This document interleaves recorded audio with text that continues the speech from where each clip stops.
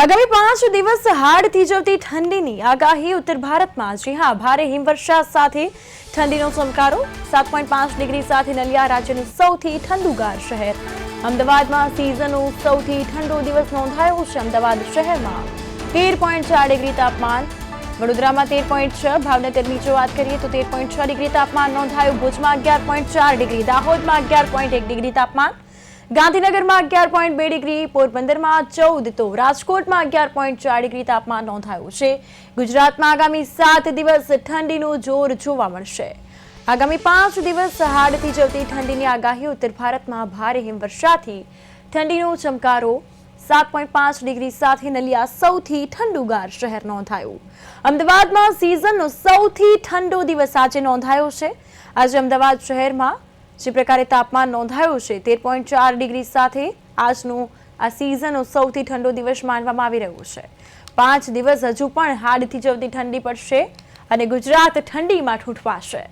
ઉત્તર ભારતમાં ભારે હિમવર્ષાથી ઠંડીનો ચમકારો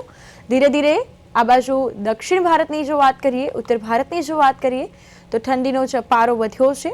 અને ખાસ કરીને ગુજરાત રાજ્યની જો વાત કરવામાં આવે તો ગુજરાત રાજ્યમાં સૌરાષ્ટ્ર તેમજ ઉત્તર ગુજરાત અને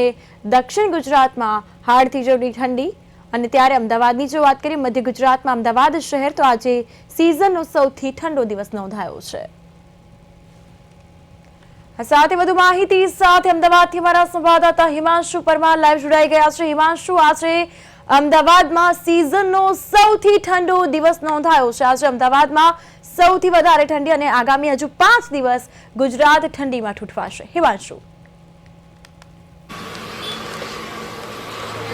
જી ચોક્કસથી કૃપા જે ઉત્તર ભારતમાં જે હિમવર્ષા પડી રહી હોવાના કારણે જે ગુજરાતમાં જે ઠંડીનું જોર છે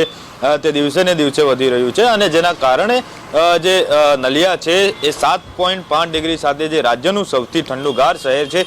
તે બન્યું હતું અને અત્યાર સુધીમાં વાત કરીએ તો અમદાવાદ શહેરમાં જે અત્યાર સુધીમાં જે ઠંડી હતી એ થોડા અંશત પ્રમાણે એટલે કે ક્યાંક ને ક્યાંક ઓછી પડી રહી પરંતુ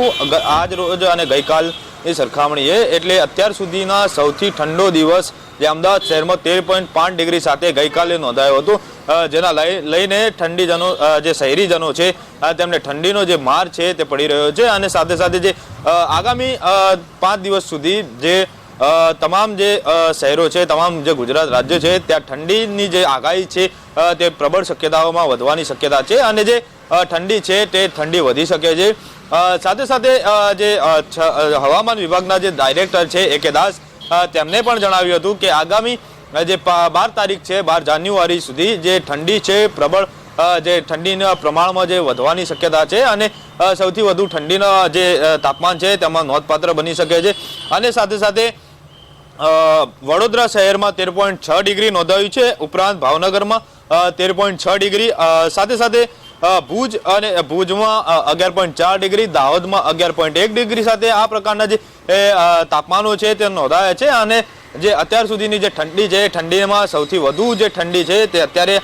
જે સમય છે તે પડી રહ્યો છે અને આગામી 5 દિવસમાં ઠંડી વધવાની શક્યતાઓ પણ જે ગુજરાતના હવામાન વિભાગ છે તેમના દ્વારા આગાહી કરવામાં આવી છે જી કૃપા બિલકુલ હિમાંશુ ખાસ કરીને જો વાત કરીએ તો ગુજરાતના કયા ભાગમાં દક્ષિણ ગુજરાતમાં ઠંડીનું જોર છે આ બાજુ સૌરાષ્ટ્ર પંથકની જો વાત કરીએ તો સૌરાષ્ટ્રમાં પણ રાજકોટ ભાવનગરમાં ઠંડીનું જોર યથાવત છે ઉત્તર ભારતની જે પ્રકારે અત્યારે હવામાન વિભાગે આગાહી વ્યક્ત કરી છે અને ખાસ કરીને અમદાવાદ શહેરની જો વાત કરીએ તો અમદાવાદ શહેરમાં આજે એટલે કે આજે સૌથી સિઝનનો ઠંડો દિવસ માનવામાં આવે છે અને ખાસ કરીને સવારના સમયે જ્યારે વાહન ચાલકો નીકળે છે ત્યારે હવામાન વિભાગ દ્વારા જે પ્રકારે આગાહી વ્યક્ત કરાઈ છે કે ઠંડીનું જોર વધ્યું છે ત્યારે હવામાનમાં પણ ક્યાંક ને ક્યાંક બદલાવ જોવા મળી રહ્યો છે વિઝિબિલિટી ઘટી જાય છે વાહન ચાલકોને હાલાકી પડી રહી છે તો ધુમ્મસભર્યું વાતાવરણ રહેવાના કારણે વાહન ચાલકો પણ પરેશાન છે તેને લઈને અપડેટ્સ જી ચોક્કસથી કૃપા જે દિવસે ને દિવસે જે ઠંડી વધતી જઈ રહી છે જેને લઈને હવામાન વિભાગ દ્વારા આગાહી કરવામાં આવી છે અને 12 જાન્યુઆરી સુધી જે ઠંડીનું પ્રમાણ છે તે વધવાની શક્યતા છે જેને લઈને હવે ઠંડી વધે તો જે વહેલી સવારે જે ધુમ્મસભર્યું વાતાવરણ હોવાના કારણે જે વાહન ચાલકો છે તેમને વિઝિબિલિટીનો જે ઝીરો વિઝિબિલિટીનો સામનો જે કરવો પડતો હોય છે જેના કારણે જે અકસ્માતો જે થવાની સંભાવનાઓ વધી જાય છે અને લોકોને જે વહેલી સવારે ઠંડીનો જે વિઝિબિલિટી ઘટવાના કારણે જે લોકોને વાહન ચલાવવામાં અગવડતા પડે છે અને સાથે સાથે જે લોકો છે તેમને વહેલી સવારે જે ઠંડીનો માર પણ અનુભવવો પડે છે અને જે વિઝિબિલિટી ઘટવાના કારણે અકસ્માતની જે ચાન્સીસ છે તે પણ વધી જાય છે. એટલે જેથી લોકોએ આ પ્રકારની જો કામગીરી વહેલી સવારે જવાનું ટાળવું જોઈએ અને વિઝિબિલિટી જ્યારે ક્લિયર દેખાય ત્યારબાદ તેમને વાહન ચાલકોને જે રોડ પર અને જે જ્યાં તેમને જવાનું હોય તે જગ્યાએ જવાનો આગ્રહ રાખવો જોઈએ. કારણ કે વિઝિબિલિટી ઘટવાના કારણે અકસ્માતોની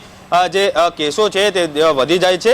તેને લઈને તેમને તકેદારી રાખવી જોઈએ. કૃપા. બિલકુલ. તો રાજ્યના કયા ભાગમાં, ગુજરાતના કયા ભાગમાં સૌથી વધુ ઠંડી આગામી દિવસોમાં પડશે? હવામાન વિભાગની પ્રતિક્રિયા, તેને લઈને અપડેટ્સ. જી ચોક્કસથી કૃપા. અત્યાર સુધીમાં તમે જોયું કે દિવસે ને દિવસે જેમ ઠંડીનું જોર વધતું જઈ રહ્યું છે તેમ નલિયાનું જે તાપમાન છે તે પણ દિવસે ને દિવસે ઘટતું જઈ રહ્યું છે. અત્યાર સુધીમાં સૌથી ઠંડુગાર શહેર નલિયા બન્યું છે, જે 7.5 ડિગ્રી સાથે રાજ્યનું સૌથી વધુ ઠંડુગાર જે શહેર બન્યું છે. અને સાથે સાથે અમદાવાદમાં પણ જે ઠંડીનું પ્રમાણ જે વધ્યું છે, જે અત્યાર સુધીનું જે સૌથી ઠંડો દિવસ કહેવાય છે, જે 13.5 ડિગ્રી સાથે બન્યો છે. એટલે ક્યાંક ને ક્યાંક જે દિવસે ને દિવસે જે ઠંડીનું પ્રમાણ વધતું જઈ રહ્યું છે તેમ જે નલિયા સહિત જે અમદાવાદ સહિત દક્ષિણ ગુજરાત, સૌરાષ્ટ્ર વિસ્તારમાં પણ જે ઠંડીનું પ્રમાણ વધવાના કારણે ત્યાં તાપમાન પણ નીચું જઈ શકે છે, જેને લઈને ત્યાં ઠંડીનો જે પ્રમાણ છે તે વધવાની શક્યતા છે. કૃપા. બિલકુલ. આ ઠંડીના કારણે લોકોએ ખાસ કરીને કઈ બાબતોની સાવચેતી રાખવી જોઈએ અને જે પ્રકારે ઠંડી આગામી દિવસોમાં નોંધાશે તેને લઈને અપડેટ્સ. જી ચોક્કસથી કૃપા. જે દિવસે ને દિવસે ઠંડીનો જે વધી રહી છે અને હવામાન વિભાગ દ્વારા પણ આગાહી કરવામાં આવી છે કે 12 જાન્યુઆરી સુધીમાં જે ઠંડીનો પારો છે ગગડશે અને સાથે સાથે ઠંડીનું જે જોર છે તે વધશે, જેને લઈને હવામાન વિભાગ દ્વારા આગાહી કરવામાં આવી હતી. અને આ પ્રકારે ઠંડીનું પ્રમાણ વધવાના કારણે જે લોકોએ તકેદારીના ભાગરૂપે જો વહેલી સવારે બને તેમ ન નીકળવું અને સાથે સાથે લોકોએ ગરમ જગ્યા અને જે ગરમ વસ્ત્રો અને જે ગરમ જે જગ્યા છે ત્યાં રહેવાનું પહેલા પસંદ કરવું જોઈએ. કારણ કે ઠંડીના લીધે લોકોની જે શારીરિક રીતે જે છે તેમને તકલીફ થતી હોય છે, જેમ કે તાવ, શરદી, ઉધરસ એ પ્રકારના જે રોગો પણ થઈ શકે છે. અને જેમને ખાસ કરીને જે શ્વાસની તકલીફ ધરાવતા લોકો છે તેમને તો ખાસ જે વહેલી સવારે જે બહાર નીકળવું ટાળવું અને આ પ્રકારની જે ઠંડી તમને લાગે તો તે પ્રમાણે જે તમારે તકેદારીના ભાગરૂપે કે ડોક્ટર જોડેથી પ્રિકોશન્સ લઈને કયા પ્રકારની તમારે ટ્રીટમેન્ટ લેવી અને તે પ્રકારે તમારે કામગીરી કરવી જોઈએ. કૃપા. બિલકુલ. હિમાંશુ, ઠંડીને લઈને તમામ અપડેટ્સ બદલ આપનો આભાર.